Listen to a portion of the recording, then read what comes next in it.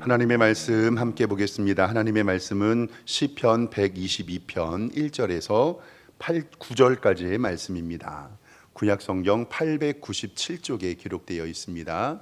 시편 122편 1절에서 9절까지의 말씀 한 절씩 교독하고 마지막 절 함께 읽도록 하겠습니다.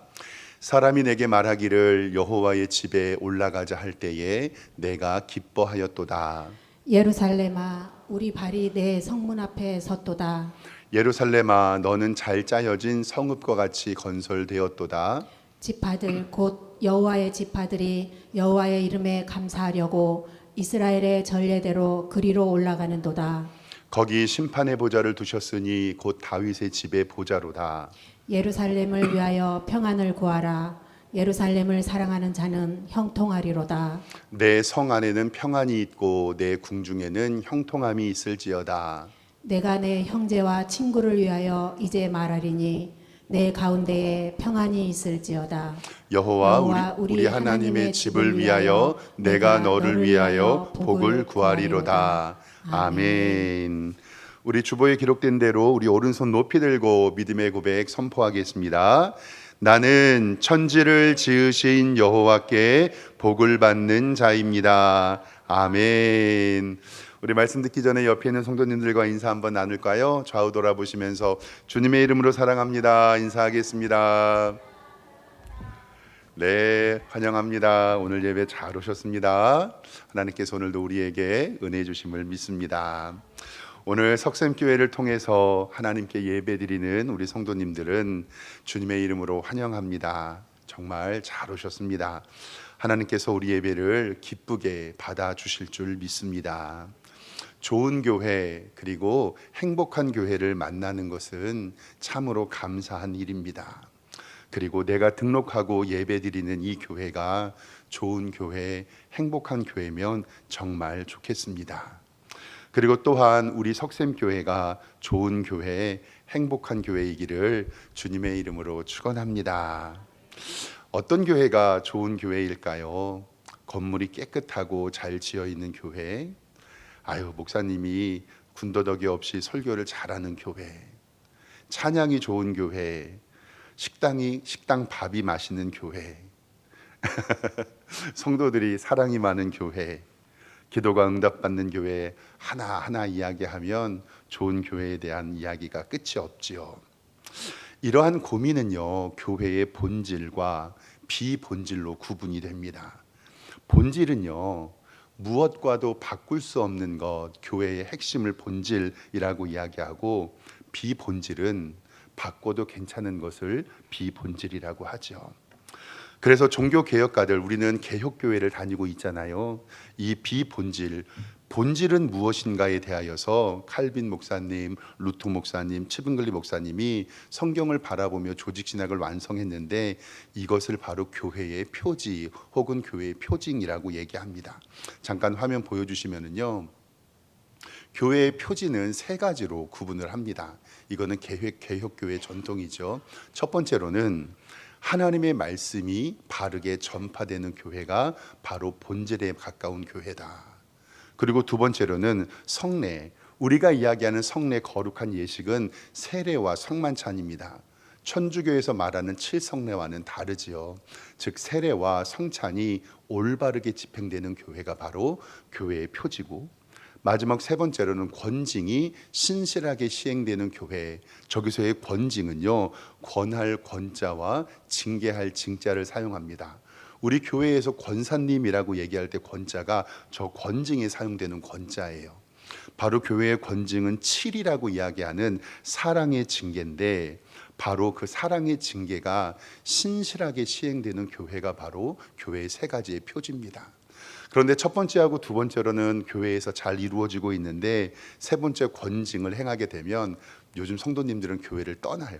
그래서 고민이 많지만, 즉 교회의 표지, 하나님의 말씀이 바로 전파되고, 성례, 즉 세례와 성찬이 올바르게 집행되고, 그리고 사랑의 징계인 권징이 신실하게 시행되는 교회가 바로 올바른 교회다라고 신학자들은 평가합니다. 교회는요, 이 세 가지의 본질만 맞으면 됩니다. 교회의 건물이 어떻고, 식당의 메뉴가 어떻고, 목사님의 설교와 찬양팀의 스타일이 어떻고, 헌금 내는 방식이 어떻고, 예배의 순서가 어떻고, 그리고 교회 차량의 색깔이 어떻고, 그리고 어떤 의자를 사용하는 것은 교회의 본질이 아니에요. 그러니까 우리는 교회의 본질과 비본질을 구분해야 하고, 본질은요 목숨 걸고 지켜야 하지만 비본질은요 그걸로 목숨 걸 필요가 없습니다. 교회 안에서 의논하여서 맞춰가면 됩니다. 여기에서 하나님의 말씀이 올바르게 전파된다는 것은 바로 복음을 얘기합니다. 여기서 복음이란 하나님이 세상을 만드신 것과 그리고 인간의 죄악과 그 죄악의 문제를 해결하기 위하여 예수님께서 이 땅에 오심과 죽으심, 부활하심, 그리고 다시 오심을 믿는 것, 이것이 바로 하나님의 교회의 복음의 기초입니다. 즉 하나님의 교회가 이것을 바르게 설교하고 그리고 성례를 온전하게 시행하면 그것은 온전한 교회다라고 성경은 이야기를 합니다. 예수님께서는요 공생의 시절에 제자들에게 물어보세요. 얘들아, 사람들이 혹시 나를 뭐라고 하는 줄 아니? 그때 제자들이 대답해요. 네 예수님. 혹자는요 예수님을 세례 요한이라고도 하고요, 혹자는 엘리야라고도 하고, 혹자는 예레미야라고도 해요. 그때 예수님께서 제자들에게 그러면 너희들은 나를 뭐라고 하니? 이 질문은 뭐냐면 너희들이 생각하는 나의 본질, 즉 예수님의 본질은 무엇이니라는 근본적인 근원을 질문하는 것입니다. 그때 마태복음 16장 16절에 우리 성도님들 잘 아는 말씀이죠. 시몬 베드로가 대답하여 이르시되 주님은 그리스도십니다. 이 그리스도는요 기름 부음을 받은 자라는 뜻이고 메시아와 같은 뜻을 떴어요. 구약시대의 기름 부음을 받는 자의 삼중직은 왕과 선지자와 제사장인데, 그리스도라고 이야기하는 것은 주님은 왕이십니다, 주님은 제사장이십니다, 주님은 선지자입니다 라는 뜻이에요. 왕이셔서 온 우주 만물을 통치하시고 하나님의 말씀을 우리에게 가르쳐 주시며 친히 대제사장이 되어주셔서 제물이 되신 하나님의 아들입니다. 그리고 살아계신 하나님의 아들입니다 라는 고백을 해요. 그때 여기서 예수님께서 대답하여 이르시되 바요나 시모나, 저기 바는 누구누구의 아들이라는 뜻이에요. 요나는 구약은 요나, 신약은 요한이라는 뜻이거든요. 바요나 시모나라는 것은 요한의 아들 시모나라는 뜻이에요. 요한의 아들 시모나, 내가 복이 있도다. 이를 내가 알게 하니는 혈육이 아니라 하늘에 계신 내 아버지다라고 칭찬하십니다. 그리고 예수님은 베드로의 신앙 고백을 들으시고 여기에서요 복음서에서 첫 번째로 교회라는 단어를 사용하세요. 18절에 보면 또 내가 내게 이르노니 너는 베드로라. 내가 이 반석 위에, 여기서 이 반석이라는 것은 주는 그리스도십니다, 그리고 살아계신 하나님의 아들입니다 라는 반석 위에 하나님의 교회를 세우는데, 여기서 하나님의 교회에 어떤 권세를 주셨냐면 음부의 권세, 사탄의 권세가 이기지 못하리라, 교회를요.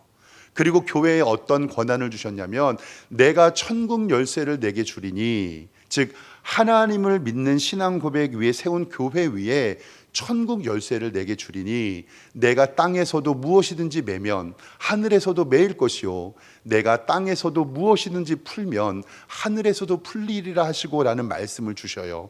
천국 열쇠, 즉 하나님의 교회에서만 세례와 성찬에 참여할 수 있고 하나님의 교회의 천국 열쇠를 통하여 구원의 기쁨을 우리에게 알려주신다는 말씀입니다. 하나님의 교회는 주님은 그리스도십니다, 살아계신 하나님의 아들이십니다라는 신앙의 고백 위에 세워줍니다. 예수님만이 구원이고 천국 열쇠를 유일하게 주신 기관이 바로 교회입니다. 그래서 교회의 거룩과 순수성도 세상의 다른 선교 단체와는 비교할 수 없습니다. 왜냐하면 교회가 복음이기 때문에 그렇습니다. 그리고 이 교회를 지키기 위하여 사도, 목회자, 사역자를 부르셨고 이것은 교회의 사도성과 연결이 되지요. 사도 바울은 교회의 사역자를 사도행전 20장 28절에 이렇게 말씀하고 있습니다. 여러분은, 목회자를 얘기해요, 자기를 위하여 또는 양떼를 위하여, 즉 스스로를 위하여서, 그리고 교회의 모든 양떼를 위하여 삼가라라는 말씀은 스스로 조심해라 라는 말씀이에요. 목회자들은 왜 그러냐면 성령님께서 그들 가운데, 성도들 가운데 여러분을 감독자로 삼으셨고, 하나님의 자기 피로 사신 교회를, 하나님이 자기의 피라는 것이 뭐냐면 예수 그리스도의 십자가의 은혜로 세우신 교회를 목회자들을 통하여 보살피게 하셨다라고 성경은 우리에게 말씀하고 있습니다. 즉 주는 그리스도시요 살아계신 하나님의 아들입니다라는 신앙 고백 위에 목회자들을 세우시고 하나님의 교회를 피로 사우신 교회다라고 우리에게 말씀합니다. 그래서 이렇게 세워진 교회의 모습을 성경은 사도행전 2장 42절의 말씀에 이렇게 얘기하죠. 그들이 사도의 가르침을 받았고 서로 교제하고 떡을 떼고 오로지 기도하기를 힘쓰니라. 그리고 사람마다 두려워하는데 그 이유가 사도들로 말미암아 기사와 표적이 많이 나타납니다. 그리고요, 믿는 사람이 다 함께 있어 모든 물건을 서로 통용하고 또 재산과 소유를 팔아 각 사람의 필요에 따라 나눠주며 날마다 마음을 같이하여 성전에 모이기를 힘쓰고 집에서 떡을 떼고요, 기쁨과 순전한 마음으로 음식을 먹었고, 로마서 12장 5절에는 하나님의 교회에 즐거워하는 자들과 함께 즐거워하였고 우는 자들과 함께 울었다라고 성경은 이야기하고 있습니다. 이 말씀은 진짜 신비로운 말씀이에요. 가족들도 집에서 며칠 같이 뒹굴면 짜증나는데 재산을 팔아 소유에 따라 나눠주고 날마다 마음을 같이하여 성전에 모이기를 힘쓰고 떡을 떼며 기쁨과 순전한 마음으로 음식을 먹었다. 즐거워하는 자와 함께 즐거워하고 우는 자와 함께 울었다라는 이 말씀은요, 진짜 성령님의 은혜가 아니면 이루어질 수가 없어요. 더운 여름에 이제 방학이 다가오잖아요. 우리 아이들과 집에 있을 생각하니까 저는 벌써부터 힘이 드는데 이건 성령님의 역사가 아니면. 그래서 저는 가끔씩 우리 교회에서 성령님의 역사를 느낄 때가요, 우리 윤순아 권사님이 2부 예배 때 찬양인도 하실 때, 찬양인도 하기 전에 10명씩 껴안아 달라고 얘기를 하시잖아요. 와, 그때 우리 성도님들의 얼굴이 천사처럼 밝으세요. 하나님의 은혜가 우리 교회에 넘치기를 주님의 이름으로 축원합니다. 하나님의 교회는요, 이러한 신앙 고백이 있어야 해요. 목회자들의 수고와 헌신이 있어야 하고요, 성도들이 연합하며 함께하는 믿음의 공동체가 성령님 안에서 이루어져야 합니다. 즉 성령님의 은혜가 없이는 하나님의 교회는 절대로 하나가 될 수 없습니다. 그래서 제가 오늘 말씀드리고 싶은 건 뭐냐면, 신앙생활은 결국 교회 생활이라는 것을 말씀드리고 싶어요. 나는 신앙생활을 잘하고 싶어, 이 뜻은 뭐냐면 나는 교회 생활을 잘하고 싶어라는 말과 동일합니다. 신앙생활을 잘하는 분이요, 교회 생활을 잘해요. 여러분들도 저마다 신앙의 경험과 연륜이 있잖아요. 근데 한번 잘 생각해 보세요. 여러분들 스스로가 내 신앙이 가장 뜨겁고 하나님을 예배했고 하나님과 동행했던 삶을 살았을 때가 언젠가? 그것은요, 좋은 교회에 등록하고 그곳에서 신앙생활 할 때였다는 것을 느끼실 수 있을 거예요.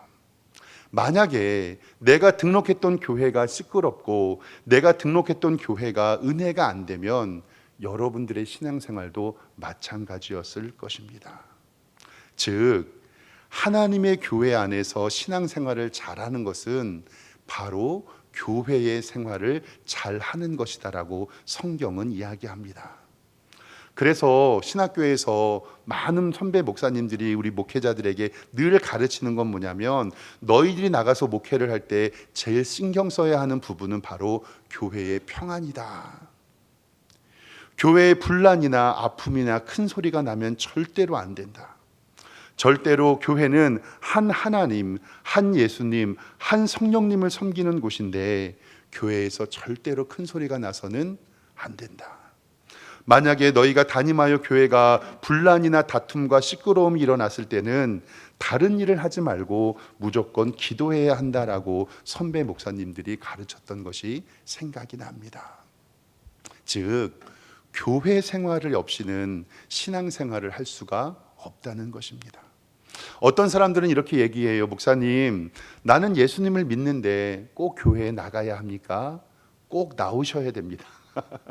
왜냐면요, 하나님의 교회에서 말씀을 들어야 하고 영상으로 예배 드리는 것이요, 내 몸이 아플 때나 해외에 있을 때 어려움 당할 때가 가능하지만, 사랑하는 성도 여러분, 하나님의 은혜가 와이파이로 유튜브로 전달이 될까요? 안 될까요? 안 됩니다. 요 정도 참여하지 못하니 깍두기로 참여하는 은혜는 있을지 몰라도, 얼마 전에 우리 딸이 병원에서 이게 수술을 받아서 그 수술이 토요일 날 했거든요. 아프니까 주일날 교회 못 와요. 그럼 어쩔 수 없이 교회 못 오니까 인터넷 예배 드릴 수 있는 거 그 방편으로 삼아야지. 나는 인터넷 교회 다닐 거야. 성령님은 와이파이에서 일하시지 않습니다. 그리고 교회 나오셔서 성례와 성만찬에 참여하셔야 하고요.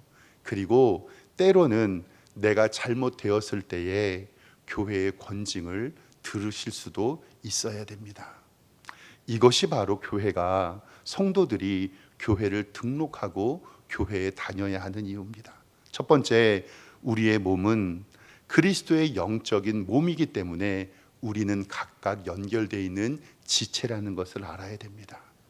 여러분들은 하나님의 말씀으로 양육과 보호를 받으셔야 됩니다.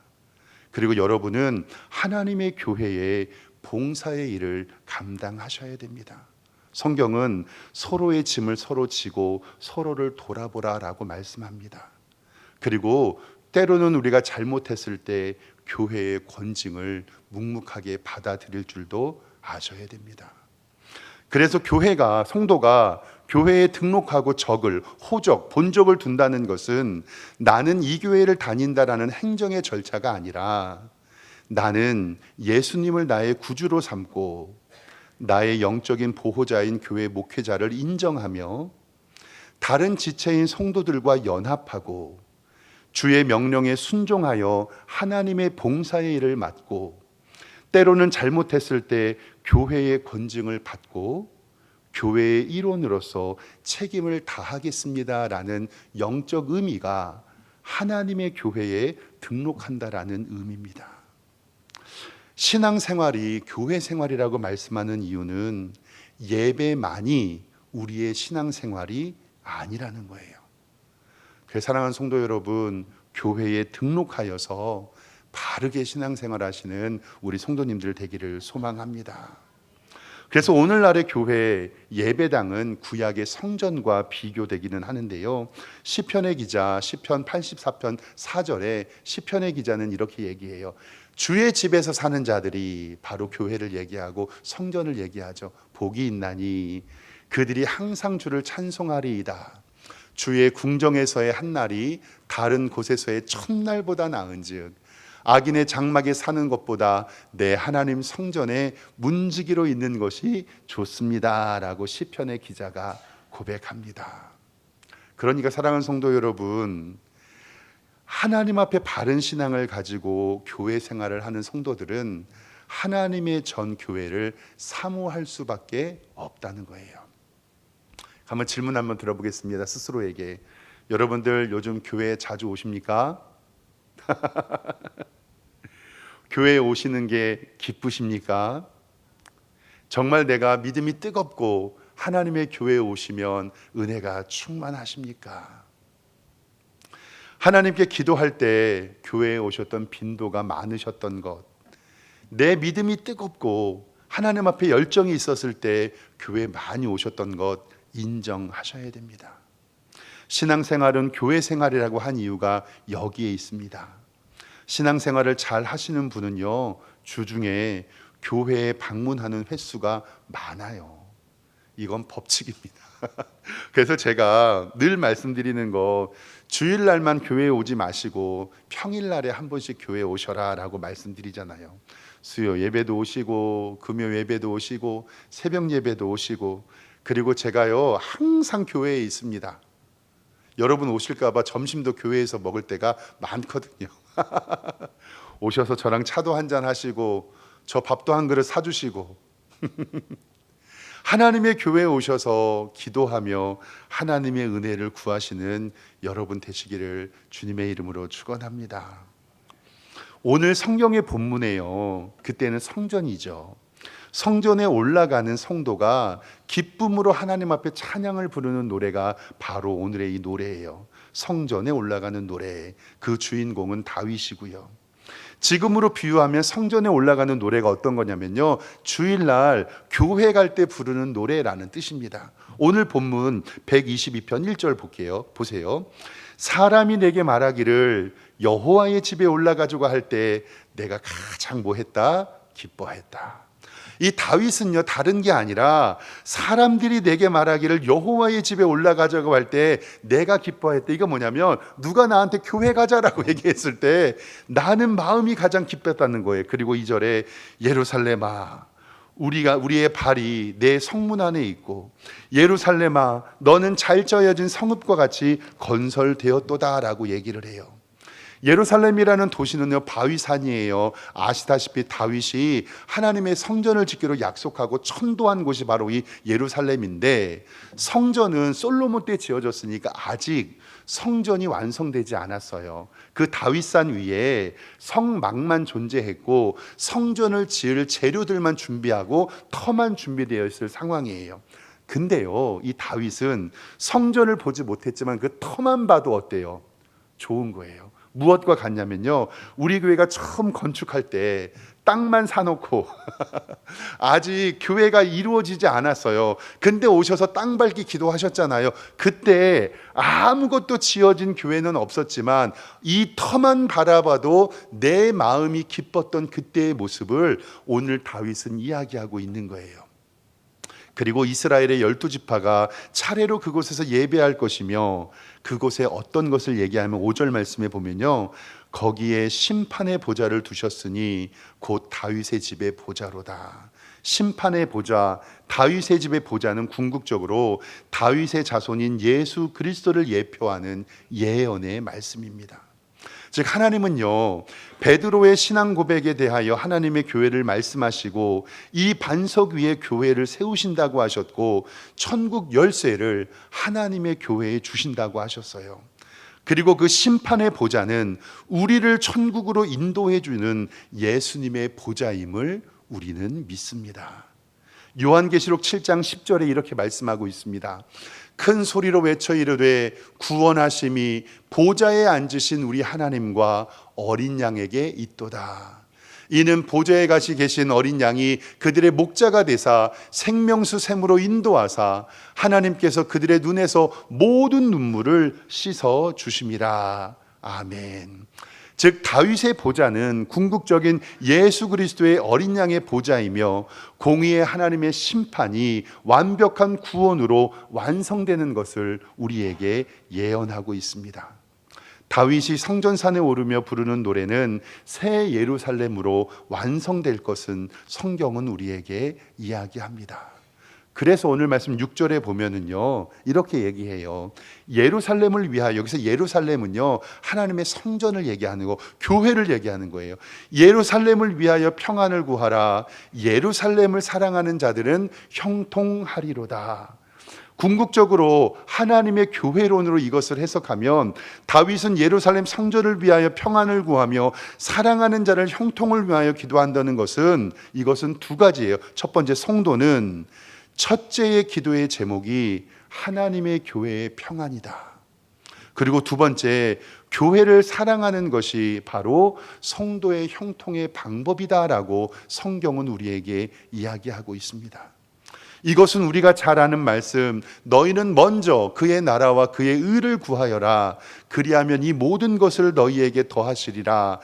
너희는 먼저 그의 나라와 그의 의를 구하는 것은 하나님의 나라와 하나님의 교회를 위하여 기도하는 것을 우리에게 말씀합니다. 그래서 7절의 말씀을 보면 내 성 안에는 평안이 있고 내 궁중에는 형통함이 있을지어다. 하나님의 교회를 위하여 섬기고 기도하는 우리 사랑하는 성도들에게 하나님의 평안함이 넘치기를 주님의 이름으로 축원합니다. 목회를 할수록요, 이 세상이 좁다는 걸 느껴지는데 얼마 전에 우리 교회 등록하신 한 성도님이 계세요. 요 지역에서 요양원에서 간호사로 일을 하시는 성도님인데 세상이 좁다 보니까 이 간호사님이 일하시는 그 직장에 우리 교회 집사님은 그 요양병원의 영양사님이세요. 그러니까 같은 직장에 일하시다가 교회에서 만난 거죠. 그래서 제가 농담으로 우리 영양사 집사님한테 집사님 혹시 싸우신 건 아니죠? 아니라고, 안 싸웠다고. 그래서 제가 아유 싸우면 큰일 날 뻔했어요라고 우스갯소리로 얘기했어요. 근데 그뿐만이 아니라 그 성도님의 둘째 아들이 있는데 제 딸하고요 같은 학교 같은 반 친구예요. 세상이 그렇게 좁아요. 그래서 제가 집에 가서 딸에게 야 너 누구 아니 물어보니까 감사하게도 아빠 저 걔랑 친해요 그러는 거예요. 그래서 제가 절대 싸우지 말아라. 제가 이 말씀을 드리는 이유는 뭐냐면 새가족 성경 공부하다가 아이 이야기를 그냥 자연스럽게 하게 되고 어떻게 이렇게 얘기를 하게 되는데 그 성도님이 갑자기 지난 주일날 성경 공부를 마치는데 저한테 이렇게 얘기하세요. 목사님 자녀들은 다 잘 될 거예요. 이렇게 얘기하시는 거예요. 저를 축복해 주셨어요. 그래서 제가 왜요 물어봤더니 제가 아는 목사님의 자녀들은 다 잘 되더라고요. 하나님께서 은혜 주셔서 그런 것 같아요. 그래요. 목사인 저에게 이제 저도 자녀를 키우는 입장이니까 아들도 고3이고 이런 서로 이런 얘기를 하다 보다가 목사님 걱정하지 마세요. 하나님께서 목사님의 자녀의 아이들은 다 잘 되게 해주실 거예요. 그 말이 일주일 동안 제 마음에 남고 제 속으로 아멘하게 됐어요. 근데 사랑하는 성도들 한번 생각을 해보세요. 목사의 자녀가 잘 된다는 것 다른 거 하나도 없고요. 딱 하나예요. 목사가 뭐 지키는 사람이니까. 목사가 뭐 지키는 사람이에요? 교회 지키는 사람이에요. 다른 거 하나도 없어요. 돈도 명예도 권력도 있는 것도 아니고 그냥 목사가 교회 지키는 사람이니까 하나님께서 그에게 은혜를 주신다라고 저를 축복해 주셨는데 그러면 가만히 생각해 보세요. 교회를 지키시는 우리 장로님, 교회를 지키시는 우리 권사님, 교회를 지키시는 우리 집사님, 이름도 없이 빛도 없이 하나님의 교회를 지키시는 우리 성도님들의 자녀들 하나님께서 복 주시고 은혜 주실 줄 믿습니다. 바로 성경은요 하나님의 교회를 지키는 자들에게 하나님께서 복을 주심을 우리에게 말씀하고 있습니다. 그 말씀이 6절에 나와 있어요. 6절 성경 볼게요. 예루살렘을 위하여 평안을 구하라. 예루살렘을 사랑하는 자는 어떻게 해요? 형통하리로라. 내 성 안에는 평안이 있고 내 궁중에는 형통함이 있을지어다. 내가 내 형제를 친구를 위하여 여기 말하노니 내 가운데 평안이 있을지어다. 아멘. 사랑하는 성도 여러분, 열심히 교회를 섬기시며 기도하고 일하는 우리 성도님들에게 하나님께서 우리 자녀들에게 복 주실 줄 믿습니다. 믿음의 성도들에게는 우선 순위가 있어요. 우리 성도님들이 잘 아는 유럽의 종교개혁 이후에 청교도 퓨리탄들이 메이플라워를 타고 미국 아메리카 대륙으로 갔잖아요. 그때 추운 겨울에 도착을 해서 많은 사람들이 죽었어요. 그때 그 사람들이 자기의 집을 먼저 지으려고 노력했는데 그 사람들은 어떤 생각을 가지고 있었냐면 하나님의 집을 짓지 않는다면 우리는 내 개인의 집을 짓지 않겠습니다 라고 얘기를 해요. 그래서 그들이 통나무를 베어서 가장 먼저 한 일은 하나님 앞에 예배할 예배당을 먼저 짓고 그 다음에 신앙을 전수할 학교를 지었고 아픈 사람을 치료할 병원을 짓고 그 다음에 자기들이 살 오두막을 지었어요. 이러한 청교도들의 우선순위에 이것은 믿음의 행동은 어디에 기인하냐면 바로 성경에 나오는 학계 제사장을 말씀을 통해서 알 수 있어요. 이스라엘 백성들이 70년의 포로 생활을 마치고 예루살렘에 돌아왔을 때 아무것도 없었거든요. 그때 하나님께서 이스라엘 백성들에게 무엇을 명령하셨냐면 너네 가장 먼저 주의 성전을 지어라 라고 말씀하세요. 학계 1장 8절 말씀 좀 화면 보시면은요, 학기 1장 8절에 너희는 산에 올라가서 나무를 가져다가 성전을 건축해라. 그리하면 내가 그것으로 말미암아 기뻐하고 또 영광을 얻으리라. 여호와가 말하였느니라. 근데 9절 말씀에 보면요, 너희가 많은 것을 바랬는데 많은 것을 요구했는데 도리어 받지 못했고 너희가 그것을 뭘 집으로 가져갔는데 하나님이 불어버렸어요. 뭐냐면 나 만군의 여호와가 말하노라. 이것이 무슨 까닭이냐. 내 집은 황폐하였는데 너희는 각각 자기의 집을 짓기 위하여 빨랐음이라. 잠깐 여기 말씀을 보면 산에 올라가서 나무를 해다가 하나님의 성전을 지으라고 명령했는데 이스라엘 백성들이 산에 올라가서 나무를 해다가 먼저 뭐부터 진 거예요? 자기의 집부터 졌어요. 그래서 10절의 말씀에 이 사람들이 어떻게 됐냐면 그러므로 너희로 말미암아 하늘은 이슬이 그쳤고 땅은 산물이 그쳤고 내가 이 산과 곡물과 새 포도주와 기름의 땅에 모든 소산과 사람과 가축과 손으로 수고하는 모든 일에 한재를 들게 하였느니라. 즉 종교 개혁자 청교도들은요 자신의 우선순위를 학개서의 말씀을 통해서 분명히 알았던 거예요. 하나님의 교회가 없이는 내 집부터 질 수 없다. 하나님의 말씀이 하나님의 삶의 우선순위가 되었던 것이 바로 그들의 믿음이었습니다. 학개 1장 4절의 말씀이 이렇게 기록돼요. 이 성전이 황폐하였는데 너희가 이때의 판벽이 뭐냐면요, 지붕이 있고 벽이 잘 갖춰져 있는 집이에요. 야, 성전이 이렇게 황폐하여 있고 성전에서 예배도 못 드리는데 너네 판벽한 집에 거주하는 것이 옳으냐?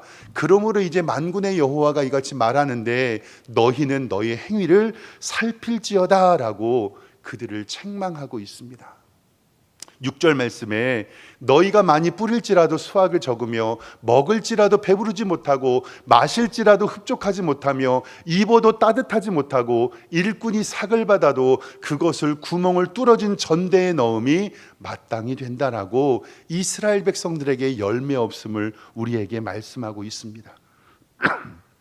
성전이 무너져 예배할 곳이 없는데 얘들아, 너희는 예배당을 짓지도 않고 나무를 베어다가 너희 집을 먼저 짓냐? 제발 좀 정신 차려라. 결국 이후에 예루살렘 이스라엘 백성은 회개하고 하나님의 성전을 지었지만 그때 하나님께서 이스라엘 백성들에게 하신 말씀이 학개 2장 7절 말씀이에요. 내가 이 성전의 영광을 충만하게 하리라. 만군의 여호와의 말이냐. 그 다음 말이 여러분 잘 아는 말씀, 은도 내 것이고 금도 내 것이니라 라는 말씀이 뭐냐면 하나님의 일에 우선순위를 갖고 하나님의 일에 최선을 다하는 사람들에게 내가 복을 줄 거야. 은도 내 것이고 금도 내 것인데 왜 너희들은 그것을 걱정하느냐라는 하나님의 말씀입니다. 그리고 19절에 그러나 위에 있는 말씀은 다 부정적인 말씀이에요. 그러나 오늘부터는 내가 너희에게 복을 주리라. 아멘. 하나님은 은도 내 것이고 금도 내 것인데 너네가 무슨 걱정을 하느냐? 너희의 믿음의 우선순위는 하나님의 나라, 하나님의 교회가 먼저인 것을 우리에게 알려주고 있습니다. 고린도전서 15장 58절에는 항상 주의 일에 더욱 힘쓰는 자들이 되라. 너희의 수고가 주 안에서 헛되지 않은 줄 알미라. 히브리서 6장 10절에는 너희 행위와 그의 이름을 위하여 나타낸 사랑으로 이미 성도들을 섬긴 것과 이제도 섬기고 있는 것을 하나님이 잊어버리지 아니하시느니라 라고 우리에게 말씀하고 있습니다. 사랑하는 성도 여러분, 하나님께 주의 일을 힘쓰며 하나님의 교회를 위하여 성도들을 위하여 애쓴 그 수고를 하나님께서는 잊지 않으신다고 말씀하고 있습니다. 오늘 마지막 말씀 9절은요, 다윗의 마지막에 축복문이에요. 이렇게 얘기해요. 9절에 여호와 우리 하나님의 집을 위하여 내가 너희를 위하여 복을 구하리로다. 아멘. 다윗이 이스라엘 백성들을 위하여 기도하는 게 뭐냐면 여호와 우리 하나님의 집을 위하여, 성전을 위하여, 예배당을 위하여, 교회를 위하여 기도하는 이들에게 내가 너를 위하여 복을 구하리라. 사랑하는 성도 여러분, 성경은 성도가 복을 받는 비결을 우리에게 분명히 얘기해요. 즉 하나님의 집을 위함이 성도의 복받는 비결입니다. 예수님의 피로 세우신 교회, 주의 몸된 교회를 귀히 여기며 애쓰며 하나님의 교회를 위하여 최선을 다하고 섬기시는 여러분들에게 하나님의 은혜가 가득하기를 주님의 이름으로 축원합니다. 기도하겠습니다. 하나님 아버지, 이름도 없이 빛도 없이 하나님의 교회를 눈물 흘리며 섬기며 아끼고 사랑하는 주의 백성들에게 하나님의 풍성한 은혜 주시고 여호와 우리 하나님의 집을 위하여 애쓰는 우리 성도들에게 하나님의 풍성한 은총을 내리워 주시옵소서. 감사드리오며 예수 그리스도의 이름으로 기도드리옵나이다. 아멘.